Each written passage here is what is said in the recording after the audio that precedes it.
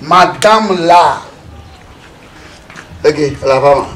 Oui, ça. Nka dana. Attends. Ah, quand tu as te ba. Elle là. Oh. Ah, mon pote, j'ai un goût alors.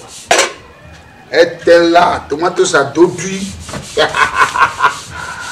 Yeah. Ah, j'ai. Agbenyegba. Biduga. Nyama no ima kato ya fi ma dogo. Oi. Agbado ilo. O atana makono fali. Oh. Ai jo ha mo pola hadawa. Kale. Obono kan. Nyama la malo. Nyama la mo. Awe. Ni te ala.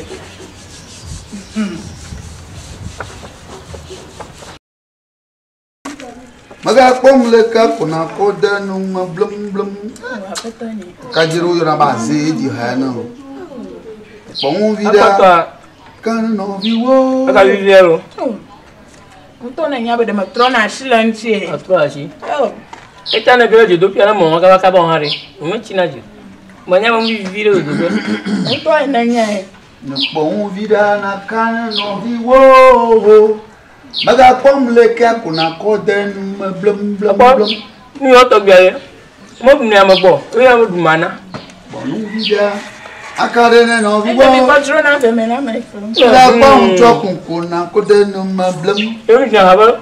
Hello Ozumare na ba va mo lu. Ewa. O ba hello na roji. Hello Ozumare. Va Valio. Maga pom le ka kuna ko danu ma. Hello Ozumare. Va mo lu. Hello Ozumare. Padre kanu.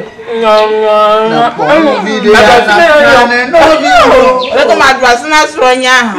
Maga pom le ka kuna ko danu ma plum. Ata bobo ni fa lo. Ntona nyae. Zami va to la yo mulo ho. Eduka ka vo mena mo zami va to na yo. Il a vo mena jo mu yo na ba lolo ma nyambo ma. Ni jo mu du jo teten. Oto vile da magasin mo ya bang akaki. De nyaka. Aba ni va te va yo te pa. Ni va zu. Nko kama na wa ve jamboloto. On vient là, il y a pas.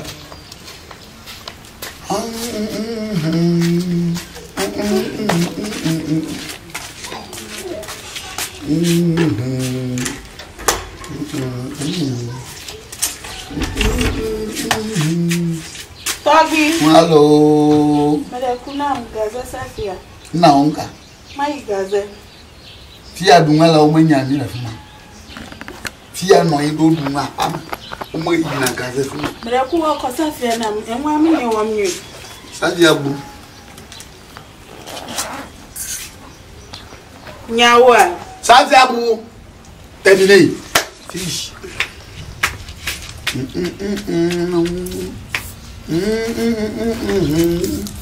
Hey bama. Ya. No yi bu gaga. Na wa na yi ba. Leka. Ago. Nagetu. Mama o etui. Togbu mama o etui. Oh. Baba. Ola. Hotabuku. Wochu gaza. Eh. Orito, ngoto ngami wa ya tu gaza. Ngoto ngwe na dunwa tie dunwa la o ina ngoto funa. Ele mato. Anya Kenya ya. Intimai. Anya Kenya ya. Mile popo. Mmaga mbu kemi afomu. Mi aton ya mi dadwa. Ne mi da mmana okwabo. Mi ponya afoya mo. Mi da mi mana okwu mi ponya. Ya ngodo e. Ma diolo. Ke nguda amageli hepom.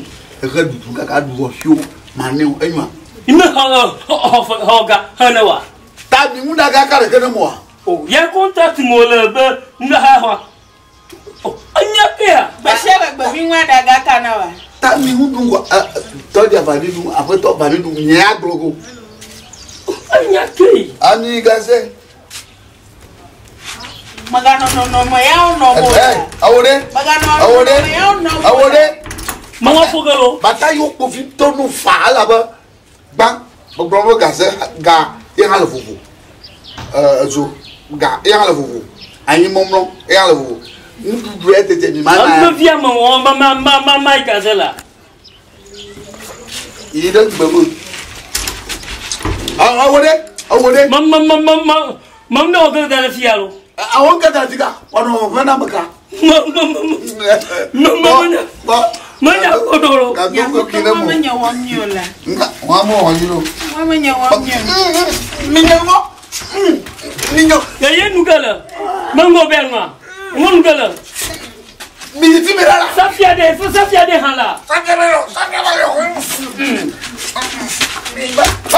La fuga ça.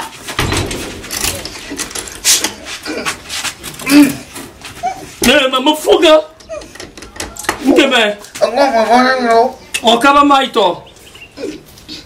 Hey. Metao. Profito ni alega.